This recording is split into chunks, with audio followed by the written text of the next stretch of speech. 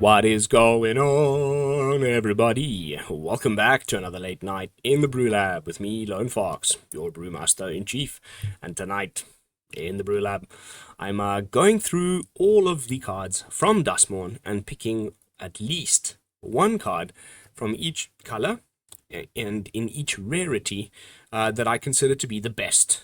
And we're going to be using the Wooburg acronym. So I've just finished doing black, which means the next color on my list is red, a color that I like quite a lot.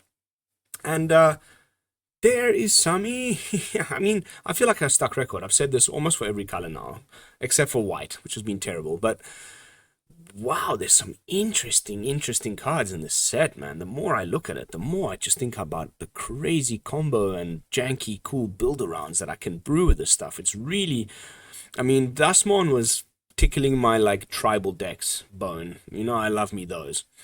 But this is really, like, more combo, mid-rangey, weird, jank build-around type things. Like, there's so much going on.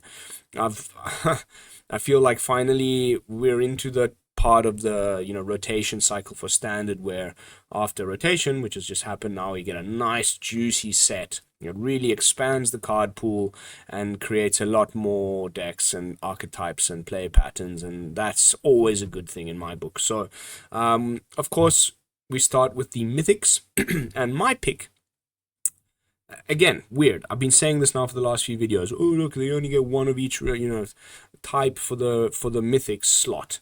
One room, one overlord, one something else. But black had 4 and red has even more than that. So I guess whatever. I was wrong when I said those things. My apologies. But red has some really cool mythics, and I struggled to pick my favorite one. But ultimately, it ended up being the Screaming Nemesis. It's just because I think it's the one that could work just day one in your like aggressive red base decks. It's got haste. It's a 3-mana 3/3, right? Boom. It's probably more of a sideboard piece. I think, having just done the black video, that there's going to be a very strong kind of black life gain, life drain deck with, black and white. The black enduring card is really good, and there's a white ley line that does some incredible kind of righteous Valkyrie kind of stuff. There's going to be some really nice reasons to be gaining and draining, and this will just put an end to all of that. So I think we'll see whether it's like main deckable. It's definitely not going to fit into the current red mice, little prowess mousey type decks. I think the red ley line, which I didn't put in this video because it's just an obvious choice, but it's gonna probably be, if the deck gets figured out quickly. We've seen that the posts going around on X and on all of our various Discord groups and that there's this potential like turn 2 kill in standard with the red ley line. I think it just goes without saying that that's a really good card, but I want it to be a little bit different. Plus, the ley lines aren't the mythics. This is my choice for mythic, and it's not just because it's a 3-mana 3/3 with haste, which is what red generally has, but it's because of the rest of the tech box, right? Whenever it's dealt damage, so of course, if the opponent just blocks, right? It deals that much damage to any other target. So they may block with something that just kills it, and that kind of sucks, but if it's something much bigger, like, you get blocked with a shield red, with a whatever, but a creature that has more than just 3 power, then it starts to be a pretty nice little ping effect. You can go face with it. You can get rid of another creature. You can, it's just adding to this collection of cards in standard where, like, if the thing dies, essentially, then it does that damage to the face. So I think just that alone could be really nice. But if the opponent just blocks it with something that doesn't kill it, it just does 1 damage, you're blocking this with a 1/4 or something, just to prevent the 3 damage from getting through, then you send that 1 damage to the dome, and now for the rest of the game, whether Screaming Nemesis is on the board or not, that opponent can no longer gain life. There'll probably be an arena, a little emblem thing that appears. For the rest of the game, that opponent cannot gain life.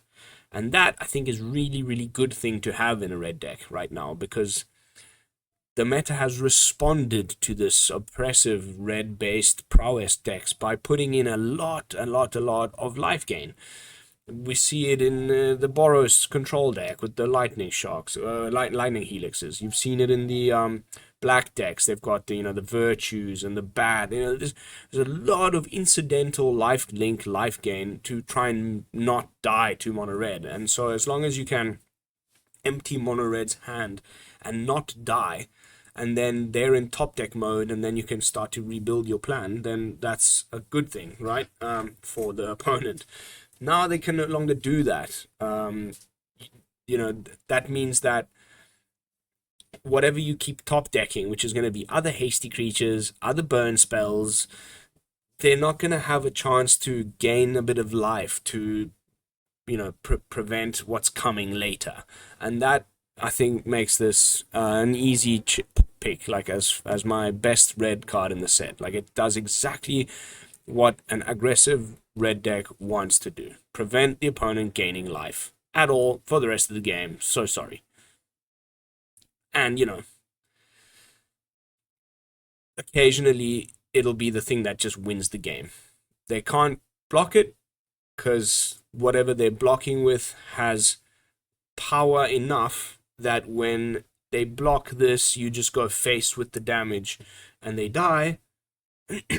But if they don't block it, then it just keeps getting on through for the damage, and they die anyway. So, really cool design. I'm excited to play with this one, and it's not rare. It's you can have it's not a legendary, so you can have multiple copies in the deck. It's not going to be like a oh my god, I'm trying to think of the guy with Celebration. And there's been a lot of, or like a Squee, where they're legendaries, so you play like 3 of them. This is just like a 4 of in your red deck, and it's doing exactly what you want a red deck to do. So, 2 thumbs up from your Brewmaster. And now we move on to the rare. And I went for the 5 mana sweeper because it's been a while since we've had a decent one, right? We had Burn Down the House was the last decent one, in my opinion. And there's some, and I think I've got an honorable mention. We'll have, I forgot what I put in the list. We'll see once I tab off to the next card. But I just went with this one as my favorite in the color and in the rarity because we haven't had like good enough playable red sweeper in a while. And I think this ticks those boxes because it's got some interesting, it's not just an, 5 damage to all creatures and all planeswalkers. So you can also play this in your big red deck that also has planeswalkers, right? Deals only damage to other creatures. It doesn't do damage to planeswalkers. So, the problem with Burn Down the House and your Brotherhood's Ends and that is that your typical red sweeper, it also hits your planeswalkers. So then, even if you want to put it in a Rakdos or whatever, where you're playing big red or something and you also have your Chandras and whatnot, then your sweepers are also hurting your walkers. Not the case with this one. And I think we can build a deck carefully enough with a good, 4-drop, 5 toughness red creature. I can think of 2 that I cannot think of the name, and there's also quite a few that have 4, toughness power. And so you can curve that nicely. You play out your 4-drop bigger creature than the opponent's stuff, and then on turn 5 you hit them with Waltz of Rage. And it says that target creature you control deals damage equal to its power to each other creature.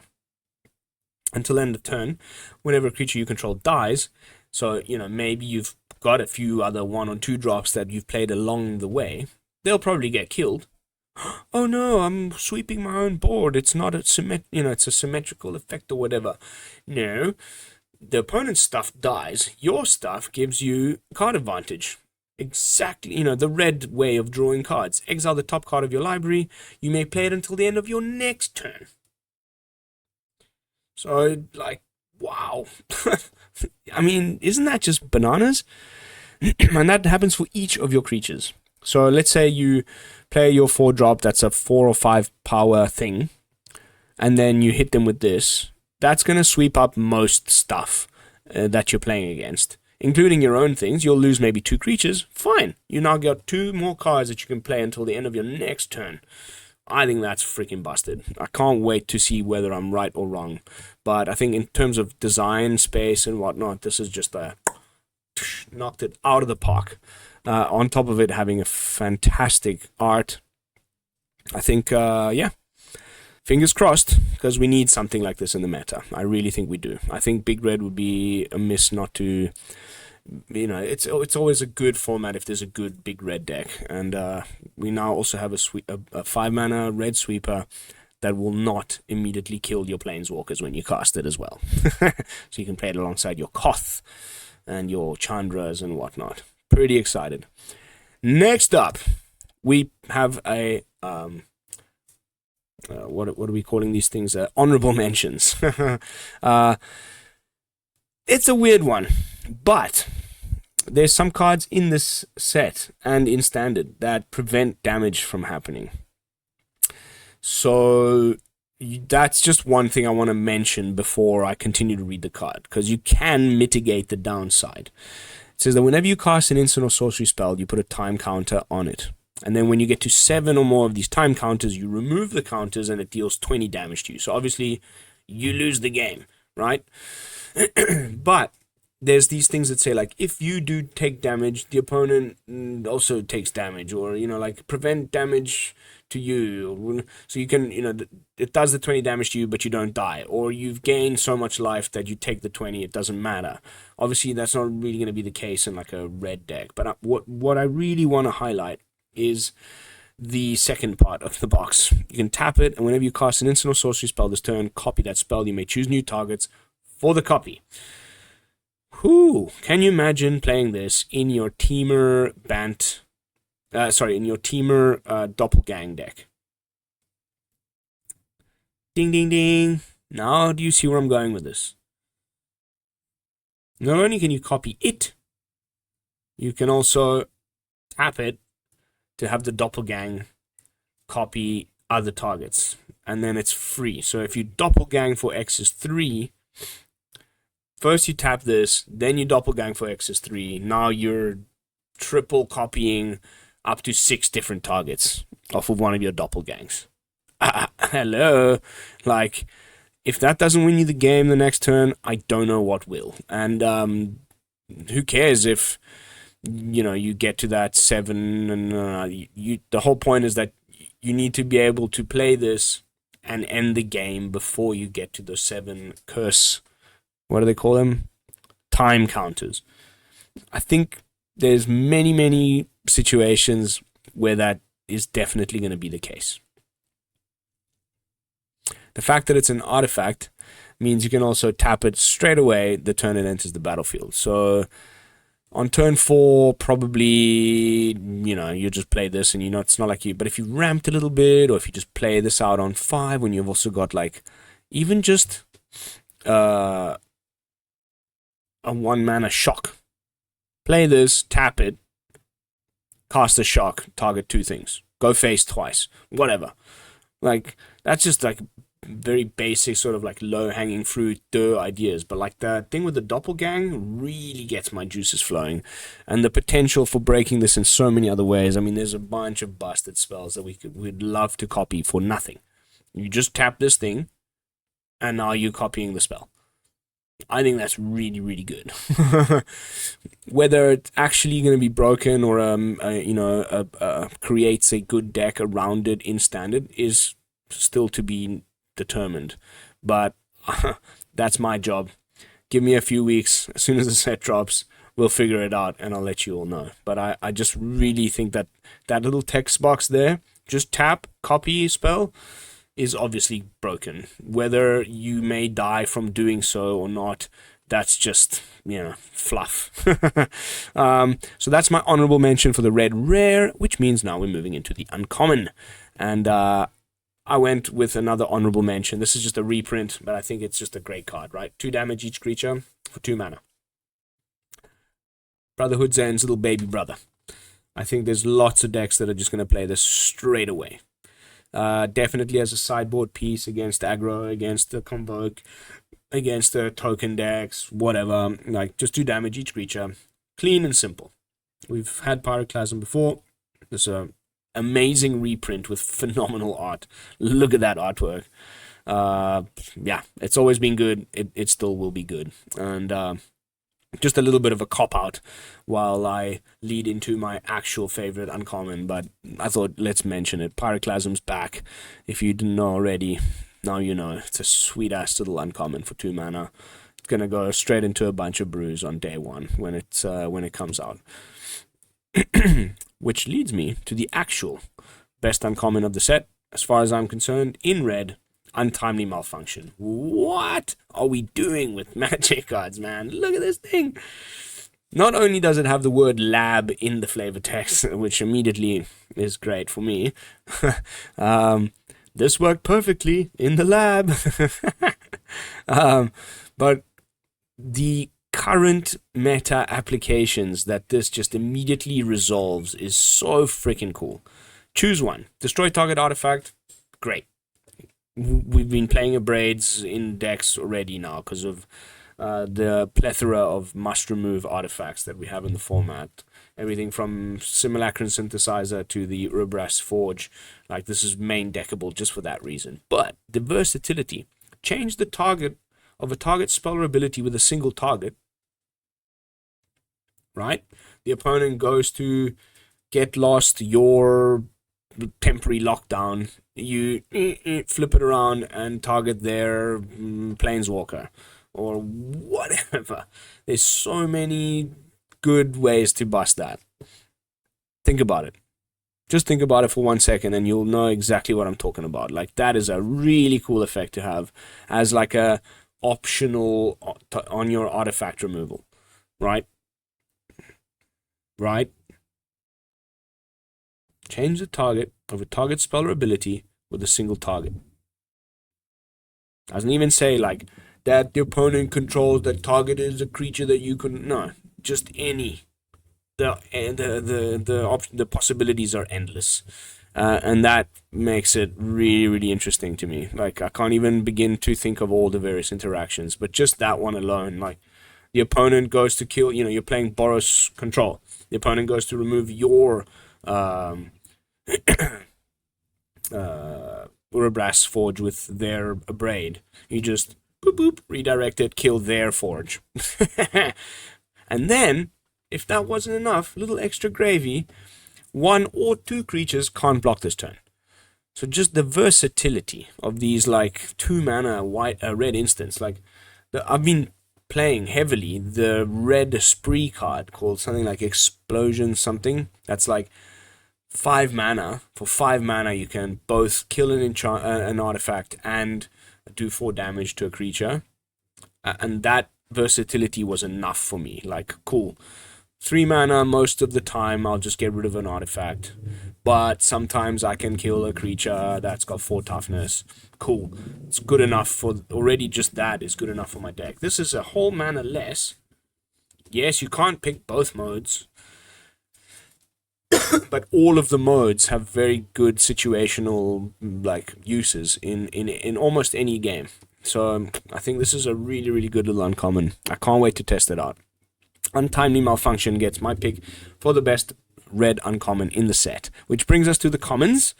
And here I had to go with Grab the Prize. I think this is insane. Like, there's a card like this in almost every set where, just as an additional cost, discard a card, draw 2. There's so many of them. This one deals 2 damage to the opponent. Just like extra little gravy at like kind of the right price for that. Like, usually 2 damage is 1 mana.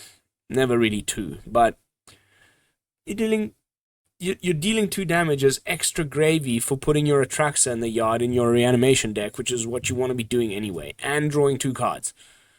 Discard your freaking Atraxa into the yard for a reanimation later, draw 2, and deal 2 damage to the opponent for 2 mana. Like, how is that not freaking amazing? I love this card. I'm going to be playing it on day 1 in my reanimation decks. I think there isn't a better effect. The only thing I can think of is the 2 mana Bitter Reunion, where you make the enchantment that then can later give haste to the stuff you reanimate. Maybe you just play both in your reanimation deck. Honestly, this is sick. 2 damage is nice. And like even for commanders, it's each opponent. Like pretty cool. For a common, that's a nice little effect. And that's going to be it. As far as red for this set, I think one of the better colors so far, but I still think black is leading the charge. It has the worst Overlord, but definitely the best black card. Like most of the black cards are really, really good, but red is a close second, in my opinion. That is going to be it for this one. Thank you all so much for watching. As always, don't forget to like, comment, and subscribe. I'll see you all in the next one, which is going to be we're going to be looking at green, so stay tuned. And until then, this is Lone Fox from the BrewLab signing out. Peace, y'all.